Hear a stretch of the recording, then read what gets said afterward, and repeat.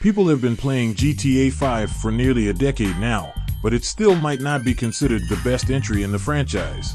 A lot of folks hold up GTA San Andreas as the greatest since it was the first to really let you do even more than simply explore an open world. Elements like altering your appearance and buying property were huge changes, but something else that stood out was that the game was possibly more challenging than ever. There are some very memorable missions that were incredibly tough to get through for even the best players. So let's recall those missions and top 10 hardest missions in GTA San Andreas. Monster. More often than not, the hardest missions in any GTA game involved some kind of vehicle. It turned out to be much tougher to handle certain cars, planes, and boats than it ever was engaging in shootouts or robbing someone. That's what made monsters such a pest. While the idea of driving a monster truck through checkpoints in the allotted time sounds simple on paper, the truck handled poorly on the off-road terrain. OG Lock. The idea behind OG Lock is a pretty good one. After reuniting with the fresh out of prison, hilarious rapper OG Lock, you're tasked with chasing down a foe of his on a motorcycle. That sounds like it should actually be a ton of fun. But in contrast Bike makes this more annoying than fun because you follow this guy through the narrowest of alleys and streets. Anyone who has played this franchise knows that the slightest bump while riding a bike will send you flying, often to your death. That likely happened to many players during this mission. Farewell, my love. Once again, it's a mission that shouldn't be as hard as it is. And once again, the reason it's so tough is that the driving mechanics of the game aren't the smoothest. Farewell, My Love is a race where CJ goes against his ex's new boyfriend. Along with the disappointing mechanics, this is just a boring mission.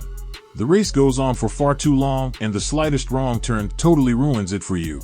That means you have to start all over and go through everything again.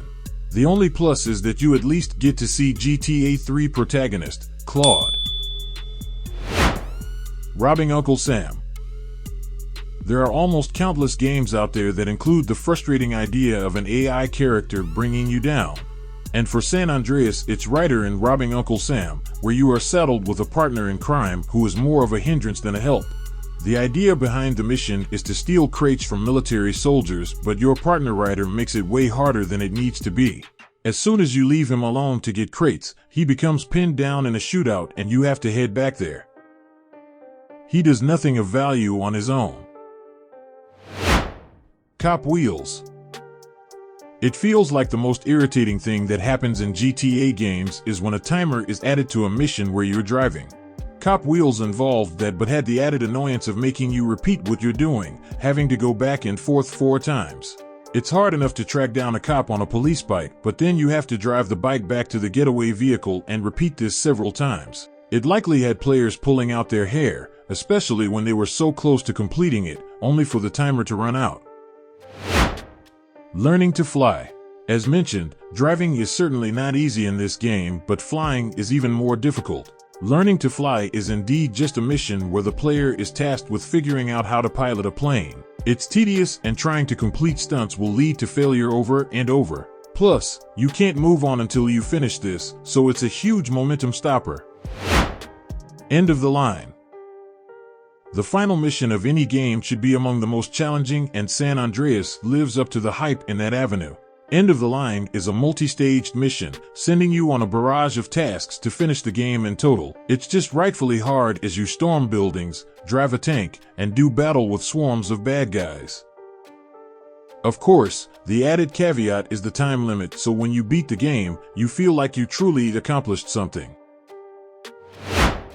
FREEFALL. Flying missions are the bane of San Andreas players' existence, and FREEFALL is one that they'll never forget for the worst reasons. As noted, flying is extremely difficult to get done, but this mission manages to make it even harder for no reason. Your task is to drive a slow plane as you attempt to catch up to one that is much faster. That is pretty much the most annoying thing you could do to the already frustrated gamers. Wrong Side of the Tracks. It feels like Wrong Side of the Tracks is one of the most iconic GTA missions ever. Seemingly everyone who has beaten this game can vividly recall chasing down a train while on a motorbike with Big Smoke riding on the back. Following the train itself is hard enough given how quickly things can go wrong while on a bike. Making it all the more difficult is that Big Smoke is meant to be shooting down gang members, but he has the accuracy of a stormtrooper, meaning he's not helping at all. All we had to do was follow the damn trail. Supply lines. If you thought that flying a plane was the hardest thing about this game, then you haven't tried supply lines. In this mission, you must fly a toy plane remotely, and it is somehow more of a pain in the neck than the real thing. Again, the controls are certainly clunky, but what really makes it tough is that the toy plane can easily be destroyed. It also runs out of fuel quite often, throwing off your entire progress and making you start from scratch.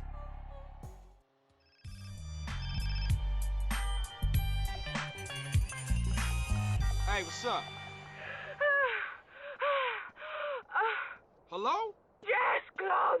Faster, harder, deeper! Oh, Jess! Jess! Jess! Catalina, you sick. Get help.